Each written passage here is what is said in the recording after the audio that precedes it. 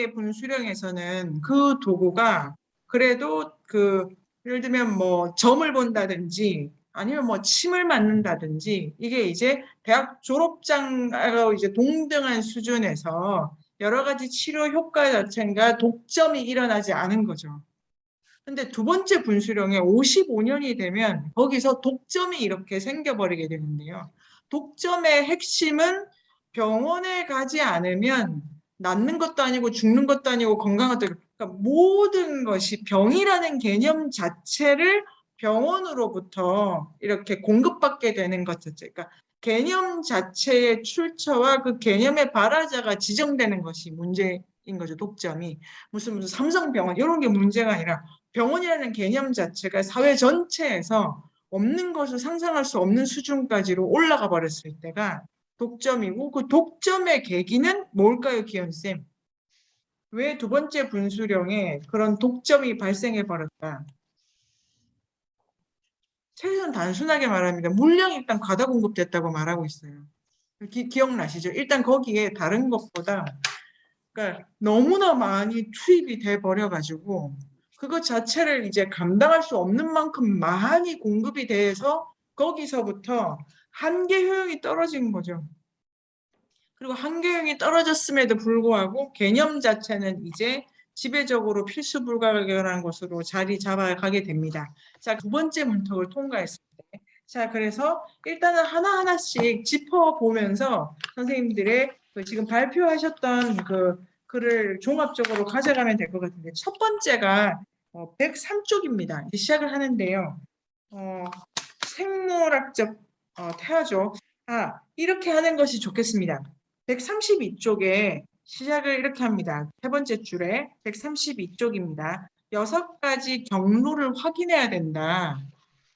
그러니까 두 번째 문턱을 통과하고 황칠쌤이 아까 처음에 말씀해 주신 것처럼 소외가 일어나는 그 상황 자체는 그러니까 보면 된다. 과잉 성장은 인간이 하나하나씩 우리가 요거를 풀어보죠. 인간이 진화해온 환경의 물질적 구조에 대한 인간의 권리를 위협하고 있다. 술의 과다 사용에서는 환경과 나와의 불균형과 그 다음에 그 불균형 속에서 인간이 계속 퇴화를 거듭하게 된다. 그러니까 아마 뭐 계속 이렇게 깨끗하게 지내게 되고 오염도 차단하고 유전적으로 거르고 이러니까 진화상으로 퇴화가 일어난다. 이런 말이었던 것 같아요. 102쪽에 두 번째에는 이렇게 되어 있습니다. 두 번째는 두 번째 분수령을 통과하면 어떤 위험이 닥쳐오냐면 산업주의화는 절제적 일을 할 권리를 위협하고 있다입니다. 이거 여기 이제 네 2번이 다영쌤이 얘기한 것처럼 유아숲 지도사 자격증이 없으면 그냥 애들이랑 숲에 가면 안 돼. 혼나. 그리고 그게 이제 작동해 버리면 숲에 가려면 일단 지도사를 찾아서 이렇게 계속 전도되어 가면 절제의 기본은 사회적 관계를 내가 얼마나 이방인으로서 주도적으로 가져갈 수 있는 건데 거기서 다 소외가 벌어지게 된다는 걸 독점을 가지고 여기서 예를 든 거죠. 세 번째는 뭐냐면 인간을 새로운 틀에 맞추고자 하는 계획화의 과잉은 인간의 창조적인 상상력을 마비시키고 있다. 그러니까 유아숲 지도사가 나뭇잎을 가지고 이렇게 잘라가지고 이렇게 놀아라라는 게 없으면 이제 가서 뭘 해야 될지 모르는 상황이 되고 여기 이제 말씀해 주신 것처럼 요 챕터 자체가 교육에 대한 얘기가 있었지 않습니까? 인간을 계속 틀에 맞추려고 한다. 그 다음에 4번이 생산력의 자, 요 6개를 종합해야 해결의 3단계를 풀 수가 있는 거죠. 요까지만 해도 많이 그러니까 왜 해결의 3차원 중에 첫 번째로 과학이 문제가 되는가, 알미 문제가 되는가 이런 게 이제 다 생각이 들 수가 있을 것 같고요. 네 번째가 생산력의 새로운 수준은 정치 참여의 권리를 위협하고 이건 무슨 말일까요, 쌤? 이 4번에서 설명된 예가 독점의 구체적 사례인데 그 이익이라든가 정치적 결과가 목표로 하는 바가 생산성이기 때문에 그것을 위해서 결정이 계속 되어가다 보니까 그 구체적으로 그 생산성을 소비해야 되는 자가 아니면 못 들어가거나 아니면 소비를 하는 각 지점에서 다 다른 당사자들이 이렇게 있는데 그 논리보다 생산성 우선 논리가 더 들어가게 되기 때문에 정치적 참여 기회가 잃는 거죠. 요 부분, 요 지금 4번 부분을 이 책의 마지막에서 아주 강조하고 있는 거죠. 그래서 당사자주의로서 정치적 참여 과정에 계속 들어갈 수 있는 그 과정으로서의 정치, 당사자로서의 정치, 생산량이 아니라 이 관계의 주인으로서의 정치를 다시 할 수 없나 그런 말도 있었던 것 같고요. 그 다음에 이제 이 5번이 중요한데 5번은 그 다영쌤 어떠세요? 오래된 것을 강제적으로 폐기하는 것은 언어시나 도덕, 재판의 선례가 비롯된 전통에 대한 권리를 위협한다. 이건 무슨 말로 또 우리 가져갈 수 있을까요? 독점이 일어나면 언어나 이야기나 전통의 소외가 벌어져. 그거를 네네 과학이죠 과학. 일하고 또 돌아오신 그 과학이죠 과학. 과학적 알에 대해서 어떠한 태도를 가질 필요가 있다. 왜 회복을 과학적 알미라는 문제로 그러니까 과학을 비신비화하고 그걸 적극적으로 이렇게 받아들여야 된다라고 하면서 자연에는 어떤 것도 정해진 게 따로 있는 게 아니야. 과학적 알미 있고 그걸 내가 이해해야 되는 게 아니야. 세상은 내가 나의 힘으로 내 알을 구성해야 되는 문제다 이런 얘기를 하는 거죠. 그 이유가 이 102쪽에 환경에 대해서든지 그 다음에 그 인간을 새로운 틀에 맞추고자 하는 계획화된 과잉화 이런 거를 깨려면 틀에 짜여진 삶에 대한 정보를 다 내려놓고 내 삶에서 알아야 될 것, 그리고 진리라고 하는 것에 대해서 내가 내 방식대로 관계를 열어가는 게 필요해. 그러니까 이게 내 삶을 구성하는, 그렇게 생각해 보는데요. 진리죠, 진리. 내 삶에 마땅한, 우리가 그냥 이건 사실이라고 하는 것 자체에 대해서 우리가 전문가들에 의해서건 우리 모두의 것에 의해서건이 아니라 나에게 그것은 어떠한 사실이고 어떠한 과학인지에 대해서 전문가 문제를 여기서 논파하면서 이렇게 조금 자기식으로 자기 알을 구성해 가라고. 그러니까 이 책 전체가 중간에 독점과 관련된 것이 관료제와 전문가 문제가 있었지 않습니까? 그러다 보니까 이 과학과 이게 학교와 시스템 제도 요거를 이제 깨 나가면서 당신의 알을 당신이 구성하라. 여기가 한나 아렌트 제가 우리 게시판에 올린 것 중에 한나 아렌트의 인간의 조건이라는 책을 그 책이 이제 다 읽지는 못했고 앞으로 1장 읽다가 이거 정말 좋은 책이란데 언어 문제를 너무너무 중요하게 생각하더라고요. 그 철학자는. 지금 현대과학이 문제인 게 병원도 병원인데 지금 이 기술에 대해서 내 언어로 할 수 있는 말이 아무것도 없어요. 지금 우리 시대의 진리에 대해서 난 일단 입도 뻥끗 못해. 뭐 우주든 기술이든 뭐 AI든 아무것도 말할 수 없어. 암 자체에 그 인간이 지금 아주 틀 짜여지는 거에 대해서 과학 문제가 아마 사이언스인데 이게 학문 이런 거 아닐까요? 그런 생각 해봅니다. 그 다음에 아주 중요한 건 2번이죠. 언어. 언어 문제를 어떤 방식으로 해결하려고 했던 것인지 강필쌤 기억나시나요? 동사가 그렇죠. 명사로 기능하기 그렇죠. 쪽으로 명사를 문제 삼는 거고 그게 2022년 1월의 책 ABC 민중의 마음이 문자가 되다는 명사의 출현을 다루는 대단한 작업인데요. 명사를 쓰면 그때부터 사람들의 사고회로는 그 대상을 소유관계로 자꾸 끌어가게 된다는 거죠. 명사적으로 쓰는 용법이 이 현대 언어가 너무 많아졌다. 그게 명사를 쓴다는 것 자체가 책 좀 읽어야 돼요. 이게 어떤 언어냐면은 명사 언어는 생활 언어가 아니지 않습니까? 그 어른들은 명사 언어 일단 어른들은 시제가 없고 끊어지는 것도 없는데 말이 안 끊어져. 우리 엄마는 이런데 딱 맺고 끊고 이것보다 이게 다 학습 언어죠. 학습 언어. 용례를 책에서 배웠기 때문에 그런 말을 조금만 쓰면 느낌 확 줍니다. 그래서 이제 유식해 보인다는 게 전문성, 제도성, 이 권위, 이게 다 들어가는 거고 또 하나가 이제 되게 중요한 포인트이신 것 같아요. 불쌤이.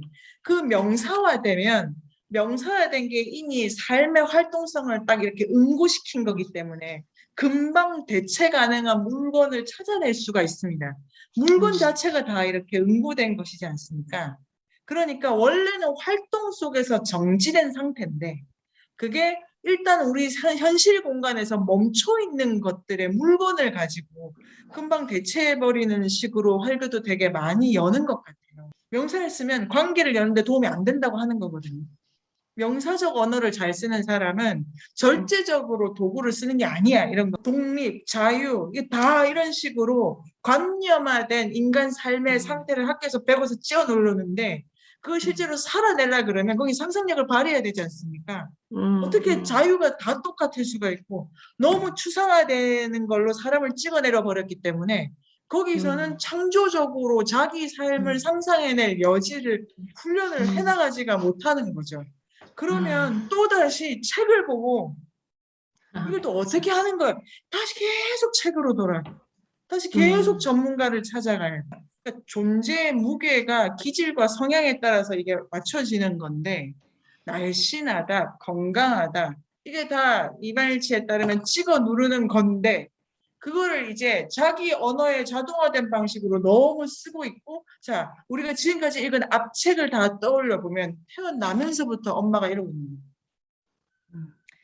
태어나면서 이렇게 이제 책을 읽어주거나 이제 그 육아서를 보면서 건강해야지 그 다음에 씩씩해야지 그 다음에 똑똑해야지 이 모든 것이 명사적으로 사유를 할 뿐더러 그리고 언어를 배울 때도 이제 교재를 가지고 배우지 않습니까? 거기에서 이미 명사적으로 사람을 훈련시켜 가는 거죠. 이 언어 문제가 아주 중요하고 아까 우리 각주에서 본 것처럼 이야기를 할 수 있다는 거예요. 내가 너에게 끊임없이 물어갈 수 있고 말을 잘한다는 거가 지금 다른 차원인 거죠. 그러니까 황지쌤 용어로 말하면 유식하지 않게 말할 수 있어야 되는데 뭐냐면 생기 있게 말할 수 있어야 되는데 그 요건은 내가 말할 때 내 앞에 누가 있는가를 볼 수 있는 그런 전체 세트를 가지고 이해하면서 이 해결의 두 번째 그게 그거 자체가 이미 공생공락적 절제의 언어, 절제의 도구를 쓰는 거죠. 그러니까 이발치 책으로 모든 걸 어쩌란 말이야. 정말 많은 방법을 제공해 주는 거고 우리가 세미나 할 때 말하는 방법만으로도 이 얘기를 하면 저 사람은 알 수가 없어. 이 얘기를 할 때 누구는 어떤 마음에 이게 다 조심하라 이런 것보다 우리 모두를 어떤 이야기를 나누는 게 좋다고 하는 데에 대한 내 말의 수위를 결정하는 것도 이미 공생공락의 언어, 절제적으로 우리가 공부하는 방법인 거죠. 우리가 이렇게 세미나를 하고 정말로 회사에서 책 읽고 있는 이거 외에 뭘 더 절제를 이게 하나하나가 이게 한 발 한 발이 그 성스럽게 가는 길이라는 생각이 들고 자 마지막이 정치입니다. 마지막이 정치 문제인데 정치에서 지금 가장 중요한 게 이발치가 비판하는 게 전문가주의 같아요. 이 대의제를 좀 비껴가면서 그런 느낌이 드시죠? 지금 정치적 과정 자체가 아주 다시 살려내야 될 건데 거기서 가장 핵심이 당사자주의라고 얘기하고 있어요. 그리고 제도화된 법도 지금 부정하는 건 아닙니다. 그러니까 이말치 세계 속에 학교도 있고 병원도 있고 그 경찰도 있고 검사도 있고 그다음에 감정평가사도 있고 학생도 있어요. 이 지금 없애라가 아니라 그럼 그 세계 속에서 우리는 제도와 관계를 맺을 때 그러니까 이제 그 진짜 여기서는 저는 경험할 수 없는 강평 세미나, 풀 세미나, 황채 세미나, 연주 세미나 다 류트 소목쌤도 낮에 일하십니까? 그러니까 풀타임으로 어떤 제도에 거의 많이 잠겨 있는 경우가 선생님들이시잖아요.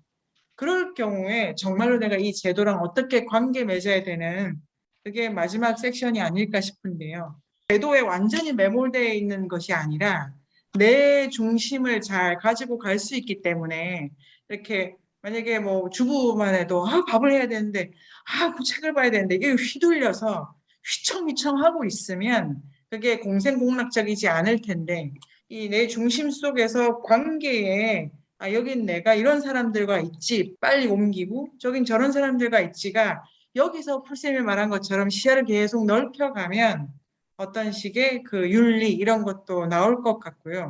요는 그 회사를 다니지 않더라도 어떤 공동체든 제도가 됩니다. 어떤 가족도 제도가 되지 않습니까? 그리고 엄마인 이상, 그리고 저도 인문세를 제도로 만드는 데 역할을 하는 거고, 어떤 제도가 없이는 우리는 사회라는 것 자체가 제도니까요. 근데 여기서 그 제도라는 것이 사회인데 도대체 왜 존재하고, 그리고 무엇을 위해 존재하는가에 대해서 계속해서 시야를 넓혀가는 것이 이 이반일치한테는 중요한 과제라고 이렇게 제기되어 있는 것 같고, 그 매번의 시야를 넓혀갈 때 소외가 일어나지 않으려면 내가 쓰는 말, 내가 쓰는 도구들, 그것이 차가 됐든 뚜레쥬르가 됐든 그 모든 것이 나를 이 관계성 속에서 탈락시키는 방식으로 사용되는 것인지 관계를 열어가는 방식으로 사용되는지를 계속 주시할 각성, 거기가 그 우리가 첫 번째 책 깨달음이라고 생각합니다. 깨달음. 깨닫는다는 거는 이치를 알아가는 게 아니라 그 이 내 삶을 내가 어떤 것으로 바라보고자 하는 어떤 의식 같은 게 아닐까요? 이런 관점에서 절제의 사회를 우리가 마치게 됐습니다. 황칠쌤도